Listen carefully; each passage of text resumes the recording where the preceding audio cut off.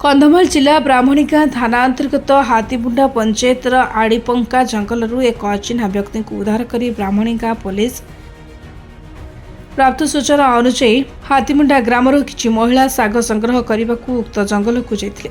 तेबे जीर्ण जीर्ण अवस्था घंच जंगल मध्य जड़े अजणा व्यक्ति पड़ रही देखि भयाकुल हुई ग्रामवासी को सूचना देते पर ग्रामवासी मैंने स्थानीय पुलिस को खबर देवा पर आईआईसी विजय कुमार हाइबन को निर्देश क्रमे एएसआई सुशांत कुमार सबर सदल बले घटनास्थल में पहुंची उक्त व्यक्ति को उद्धार कर 108 आंबुलांस जोगे प्रथमे ब्राह्मणिका स्वास्थ्य केन्द्र में भर्ती करथिले। सेठारे डाक्तर तांको प्राथमिक चिकित्सा पर अधिक चिकित्सा पाई गोष्ठी स्वास्थ्य केन्द्र नेबाकू परामर्श देथिले।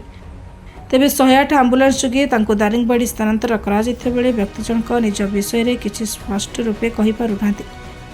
से ओडिया भाषा रे किछि उत्तर देउनथिबा बेले हिंदी और इंग्राजी भाषा रे उत्तर देउछंती। किछि तांको भाषा स्पष्ट नथिबारु से केउठिकार व्यक्ति जणा पडु नै। एणु जी केही भी एही व्यक्ति को चिन्हटै तेबे पुलिस सह जोगाजोग करने को अनुरोध करा।